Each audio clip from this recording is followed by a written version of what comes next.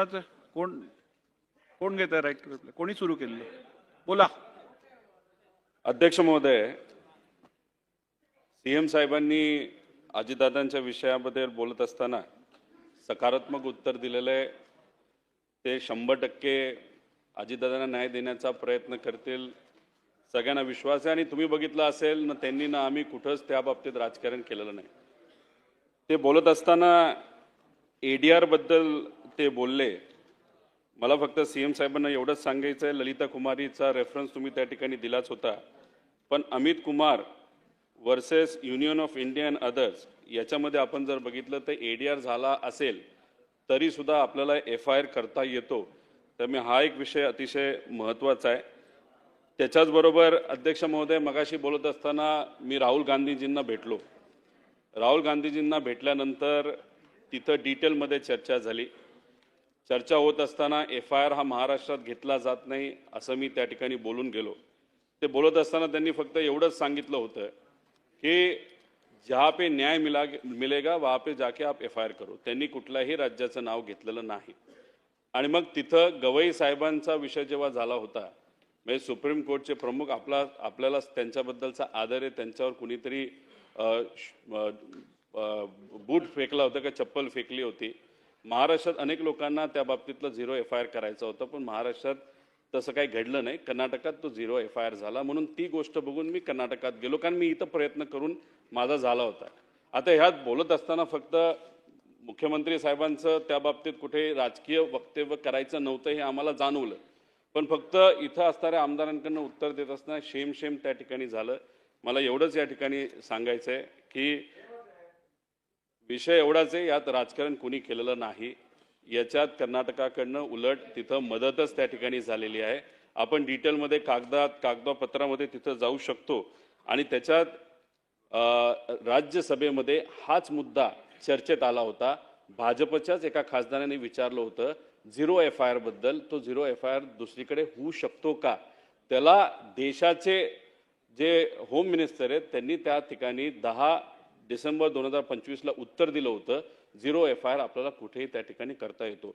उत्तर प्रदेशमध्ये तिथं त्या राज्य सरकारली, म्हणजे भाजपचंच तिथं सरकार आहे, त्यांनी सुद्धा एक नोटीस त्या ठिकाणी काढलेली 0 FIR बद्दल. त्यामुळे 0 FIR हा होऊ शकतो.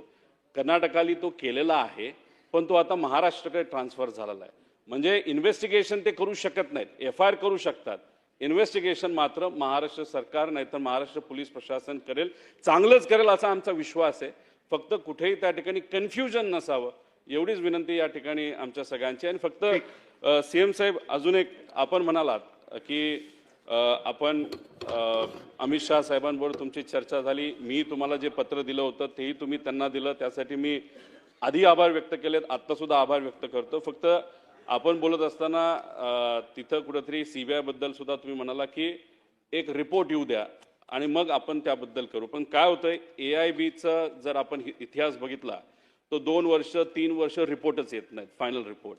आणि त्याच्यासाठी जर आपण CBI इन्क्वायरी थांबवणार असू, नाहीतर CID पण म्हणते AIBचा रिपोर्ट येऊ द्या. AIBचा आजपर्यंत कधीच तिथं रिपोर्ट हा वेळेवर आलेला नाही. त्यामुळे एकतर तुम्ही थोडासा पुढाकार घेऊन तुम्ही घेऊ शकता, तर CBI इन्क्वायरी लगेचच आपल्या रिपोर्टवर नाहीतर आपण सांगण्यावरनं ती सुरू त्या ठिकाणी होईल, कारण ती क्रिमिनल इन्व्हेस्टिगेशन आहे. FIR हा कर्नाटकाकडनं आलाय, तो स्वीकारावा असं या ठिकाणी विनंती करतो. फक्त जे संत गतीने काही विभाग काम करतात, AIB वगैरे, त्यात तुमचं स्वतःचं पर्सनल लक्ष असावं अशी विनंती या ठिकाणी करतो. माननीय अध्यक्ष महोदय, सन्माननीय रोहित पवारजींनी जो विषय सांगितला, मुळामध्ये 0 FIR आपणही स्वीकारतोच.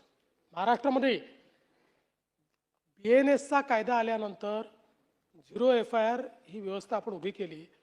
पण त्या कायद्यामध्येच आपण बघा किंवा त्या संदर्भातलं जे विश्लेषण झालं आहे त्यात की 0 FIR ची व्यवस्था का केली, तर विक्टिम हा ज्यावेळेस त्या पोलीस स्टेशनला पोहोचू शकत नसेल तर जो ज्या पोलीस स्टेशनला असेल त्या ठिकाणी आपण 0 FIR घेतो. दुसरं, आपण जे अमित कुमार यांच्या केसचं सांगितलं, मुळामध्ये तो प्रश्नच नाही आहे. प्रश्न एवढाच आहे की FIR करा किंवा ADR करा, चौकशी तीच होणार आहे. या संदर्भात चौकशीचं निष्पन्न जे आहे ते आरोपपत्रात दाखल होतं. आणि आरोपपत्र महत्वाचं असतं. त्यामुळे आता समजा कर्नाटकाने आपल्याला तो पाठवला असेल, आला असेल आपल्याकडे, आपण एडीआरलाच तो अटॅच होईल आणि त्याची काही स्वतंत्र चौकशी नसते. एडीआरची आणि त्याची चौकशी एकच आहे, वेगळी चौकशी नाही आहे. कारण मी सांगितलं, म्हणजे मी पण लॉयर आहे, हेही लॉयर आहेत, म्हणून मी आपण करायचं असेल मला माहीत नाही, पण to set law in motion हाच विषय याच्यामध्ये असतो. तो सेट लॉ इन मोशन एडीआरनी झालाय, तथापि आम्हाला काही अडचण नाही. तो कर्नाटकने पाठवला असेल तर तोही सीआयडीकडे आम्ही वर्ग करू आणि त्या संदर्भात ही चौकशी आम्ही पूर्ण करू.